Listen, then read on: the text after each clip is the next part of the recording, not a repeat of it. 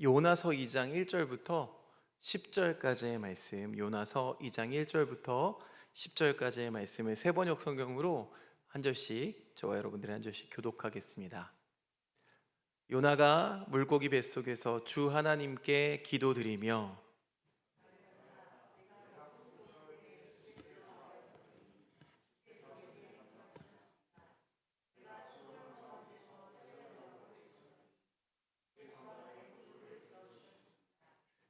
주께서 나를 바다 한가운데 깊음 속으로 던지셨으므로 큰 물결이 나를 에워싸고 주의 파도와 큰 물결이 내 위에 넘쳤습니다.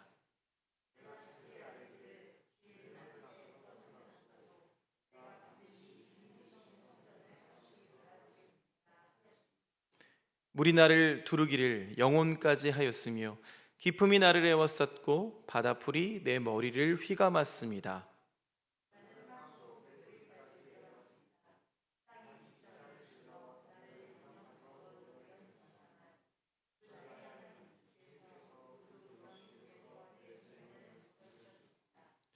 내 목숨이 힘없이 꺼져갈 때에 내가 주님을 기억하였더니 나의 기도가 주께 이르렀으며 주님 계신 성전에까지 이르렀습니다.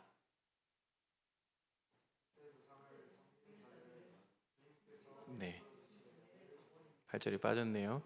그러나 나는 감사의 노래를 부르며 주께 희생 제물을 바치겠습니다. 서원한 것은 무엇이든지 지키겠습니다. 구원은 오직 주님에게서만 옵니다.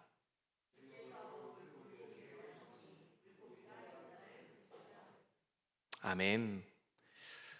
오늘 날이 추워져서, 요즘 날이 참 추워졌죠. 갑자기 날이 추워져서 우리 군대에 있는 희주 생각이 났었는데 오늘 선물처럼 또 희주가 와서 함께 예배할 수 있어서 너무 좋습니다. 추운 겨울 또 나라를 지키는 우리 군인들이 있기에 우리가 또 안전하게 살아갈 수 있는 것 아니겠습니까? 오늘 참 감사한 마음 대신해서 표현하고 또 함께 있다가 우리 희주를 위해서 또 군인들을 위해서도 함께 기도하는 시간 갖도록 하겠습니다. 여러분, 지난주에 제가 이제 기도 말씀을 이 기도회를 통해서 나누기 시작했는데 진짜 기도가 무엇인가에 대해서 지난주에 나누었습니다. 진짜 기도란 하나님께 무언가를 얻어내는 기술이 아니라 하나님과의 관계 안에서 나 자신을 드러내는 거라고 말씀드렸습니다. 그렇다면 오늘은요, 이렇게 한번 질문 드려봅니다. 우리는 과연 언제 기도하게 되는가? 우리 기도가 형식이 아니라 생명줄이 되는 때가 언제인가 하는 겁니다. 자, 대부분의 경우 우리들은 평안할 때는 잘 기도하지 않습니다. 잘 될 때에 더 많이 기도할 것 같잖아요. 그런데 잘 될 때에는 하나님이 필요 없다고 느낍니다. 하지만 우리 인생이 바닥에 떨어지게 되면 그때는 비로소 기도할 수밖에 없게 됩니다. 오늘 말씀 속에 나오는 요나라는 사람이 바로 그런 사람인데요. 오늘 우리는 이 요나의 이 2장의 고백 속에서 하나님께서 우리를 왜 어떤 자리로까지 낭떠러지까지로 몰아가시는지 그 깊은 신학적 의미를 함께 나눠보려고 합니다. 자, 요나라는 사람 여러분 잘 아시죠? 요나는 선지자였죠. 하나님의 부르심을 받고도 도망쳤습니다. 왜 도망쳤나요? 그 하나님의 뜻이 마음에 들지 않았기 때문입니다. 왜요? 니느웨라는 곳은 이스라엘의 원수였습니다. 그런데 그들에게 회개의 기회를 주시겠다는 이 하나님의 뜻을 요나가 받아들일 수가 없던 거예요. 그래서 요나는 니느웨가 아닌 다시스로 하나님이 원하시는 방향과 완전히 반대쪽으로 달아나게 됩니다. 기도는커녕 하나님과 눈조차 마주치기 싫었던 거죠. 여러분, 요나와 같은 경험 있으십니까? 저는 있습니다. 때로는 이 길이 나한테 덕이 안 될 것 같고 나한테 아무것도 유익이 되지 않을 것 같아서 그 길을 피하고 싶고 그래서 하나님과 멀어지고 싶었던 경험 있습니다.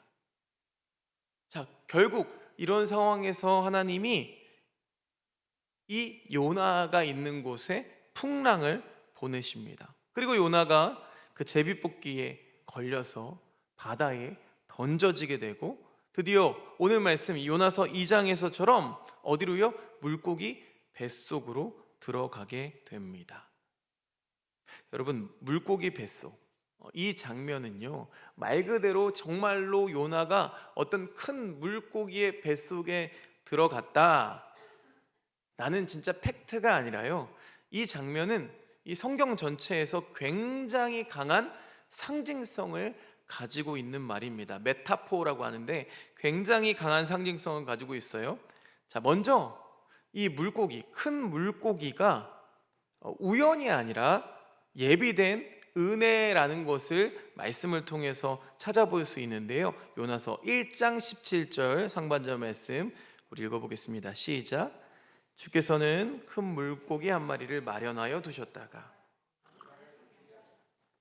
뭐라고 이야기하나요? 큰 물고기 한 마리를 마련하여 두셨대요. 마련해 두다, 준비하다, 히브리어 뭔지 아세요?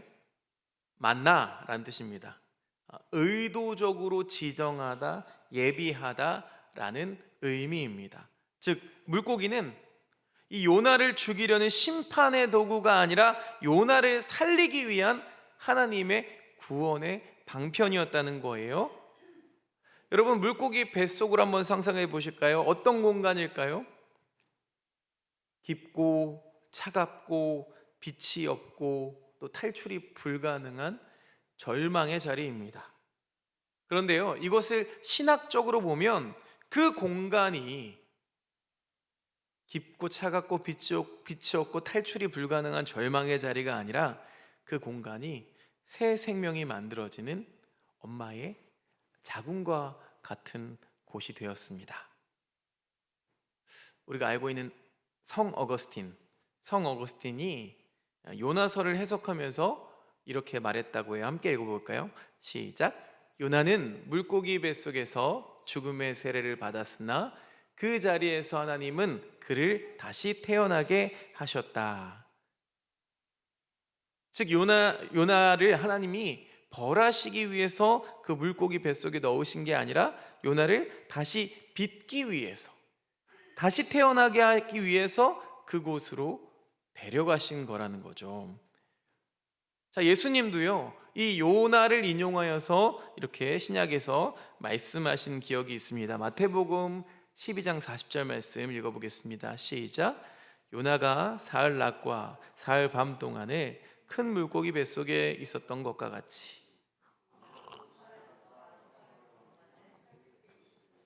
자, 예수님의 이 예언처럼 그렇게 됐죠. 요나가 이 물고기 뱃속에 있던 3일은 십자가, 무덤, 또 부활이라는 구속사를 먼저 보여주는 그림자입니다. 예표라고 하죠. 그리고 그 3일은 죽음을 통과해야 비로소 생명이 시작된다는 진리를 우리에게 먼저 보여줍니다. 따라서 이 물고기 뱃속은 파멸의 감옥이 아니라 은혜의 재창조, 절망의 끝이 아니라 회복의 시작이면서 하나님께서 나를 붙잡으시는 구원의 통로가 됨을 여러분 기억하시기를 바랍니다. 자, 요나가 이렇게 이 물고기 뱃속에 들어갔으니까 이제 더 이상 도망칠 곳이 없는 거예요. 하늘도 땅도 사람도 배도 보이지 않습니다. 그제서야 요나가 어떻게 해요? 기도합니다. 요나서 2장 2절 상반절 말씀 같이 읽어보겠습니다. 시작. 내가 고통스러울 때 주께 불러 아뢰었더니 주께서 내게 응답하셨습니다. 여러분, 우리 교우들이 뭐 흔히 말하는 이야기들이 있습니다. 목사님, 저는 요즘에 너무 힘들어서 기도도 못하겠어요. 그런데 성경은 이렇게 말하고 있는 거죠. 힘들기 때문에 기도하게 되는 거라고. 그러니까 고난, 우리에게 허락된 고난은 기도를 가로막는 게 아니라 기도로 우리를 밀어넣는 통로가 된다는 말입니다. 군대에서 휴가 나왔으니까 군대에서 기도가 나와요, 안 나와요? 잘 안 나와요. 되게 평안한 거예요. 되게 군대 생활을 즐겁게 하고 있는 것 같습니다. 저는 안 그랬거든요. 그러니까 왜냐하면 제가 교회를 빠져본 기억이 거의 없거든요. 어렸을 때부터 모태신앙으로 자라서 교회를 빠져본 역사가 거의 없어요. 아파서 빠진 적도 거의 없는 것 같은데 군대 가서 한 6개월을 교회를 못 갔어요. 왜냐하면 제가 행정병이었는데 할 일이 많은데 매번 그 당직 같은 게 돌아가는데 빠질 수가 없는 거예요. 근데 또 계급도 낮으니까 보내주지 않죠. 해야 될 일이 너무나 많습니다. 6개월을 못 가는데 미치겠는 거예요. 예배가 너무 드리고 싶은 거예요. 그러니까 절로 기도하게 되더라고요. 하나님, 저 교회 좀 보내주세요. 교회가 그렇게 좋은 곳인지 제가 미처 몰랐어요. 그러면서 눈물 흘리면서 기도했더니 교회를 보내줬습니다. 그 이후에 제가 군종병 역할도 했는데, 중대 군종병 역할을 하면서 요나가 깊이 가라앉으면서 이제서야 그렇게 고백하는 거예요. 하나님 외에는 붙잡을 게 하나도 없구나. 이전까지는 하나님을 피해서 도망쳤던 사람인데 이 절망 속에서 비로소 하나님을 찾게 된다는 거죠. 요나가 깊이 가라앉으면서 이렇게 고백합니다. 2장 4절 말씀 읽어보겠습니다. 시작.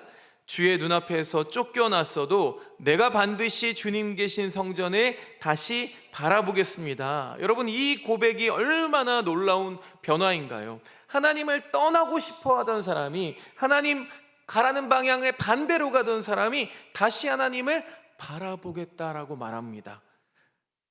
그러니까 우리에게 허락된 이 고난은 하나님의 우리를 버린 그런 순간이 아니라 우리가 하나님을 다시 바라볼 수 있는 순간을 만드는 은혜의 도구인 줄로 믿습니다.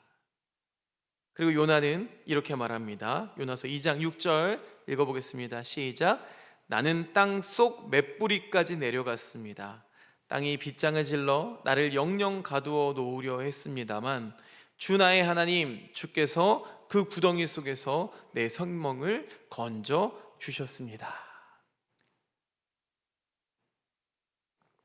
바로 이 자리에서 요나가 바뀌기 시작합니다. 그렇습니다, 여러분. 기도의 본질은 문제가 사라지는 게 아니라 내 마음의 방향이 하나님께 돌아오는 겁니다. 회개 기도는 그래서 심판자가 아닌 아버지 하나님을 다시 만나게 되는 순간이에요. 요나가 물고기 뱃속에서 깨닫게 되는 거죠. 2장 7절 말씀에 내 목숨이 힘없이 꺼져갈 때에 내가 주님을 기억하였습니다. 그리고 9절 말씀에 구원은 오직 주님에게서만 옵니다. 여러분, 이 말씀이요, 이 7절과 9절 말씀의 고백이 요나서 2장 전체의 핵심이고요, 복음 전체를 요약하는 고백입니다. 뭐예요? 내가 구원하는 것이 아니라 하나님이 나를 구원하십니다. 요나가요, 하나님을 심판자가 아닌 아버지로 다시 만나는 장면입니다. 요나가 이런 고백에 이르게 되자 드디어 하나님이 이렇게 말씀하십니다. 요나서 2장 10절 말씀 함께 읽어보겠습니다. 시작. 주께서 그 물고기에 명하시니. 요나가 진짜 응답을 경험합니다. 순서는 이렇게 됩니다. 먼저 요나의 마음이 변했어요. 그리고 나서 상황이 변합니다. 여러분, 하나님은요, 사건부터 바꾸지 않으십니다. 먼저 사람을 바꾸시죠. 그 사람이 바뀔 때 인생의 길이 다시 보이고 다시 열리게 됩니다. 요나는 물고기 뱃속에서야 비로소 하나님께 기도했습니다. 여러분, 하나님은요, 우리의 인생 속에서도 이 물고기 뱃속 같은 순간을 허락하십니다. 믿음이 무너지는 순간이 있고요, 또 관계가 끊기는 순간이 있고요, 또 앞이 보이지 않는 그런 순간이 우리에게 있습니다. 그럼 그 자리가 심판의 자리라고 생각할 수 있어요. 내가 그동안 하나님을 멀리 했더니 나에게 벌 주시는 거구나. 그게 아니라 그 자리가 하나님이 우리를 다시 부르시는 은혜의 자리입니다. 오늘 말씀을 통해서 우리가 이렇게 고백했으면 좋겠습니다. 하나님, 오늘 말씀의 제목이죠. 나를 기도할 수밖에 없게 하소서. 그래서 상황이 바뀌기보다는, 상황이 해결되기보다는 내 마음이 하나님께로 돌아가게 하소서. 그렇게 우리의 마음이 바뀌게 될 때, 그때 하나님은 우리를 품고 있는, 우리를 삼키고 있는 그 물고기에게 이렇게 말씀하실 겁니다. 이제 그를 다시 내보내라. 그렇게 고백할 수 있는 오늘 기도 시간이 되었으면 좋겠습니다. 제가 먼저 기도하겠습니다. 하나님, 이 시간 교만을 내려놓고 주님 앞에 무릎 꿇습니다. 내가 할 수 있다고 생각했습니다. 잘 되면 내 탓이요, 안 되면 하나님 탓이라고 얼마나 원망하고 불평했는지 모릅니다. 그러나 주님께서 우리에게 가라 말하실 때에 머뭇거리고 가지 못하고 요나처럼 도망쳤습니다. 주님, 그 도망치는 모든 마음을 멈추고 하나님께 돌아오게 하옵소서. 모든 인생의 고난 속에서 그럼에도 구원은 여호와께 있습니다를 고백할 수 있도록 주님 인도하여 주옵소서. 예수 그리스도의 이름으로 기도드리옵나이다. 아멘.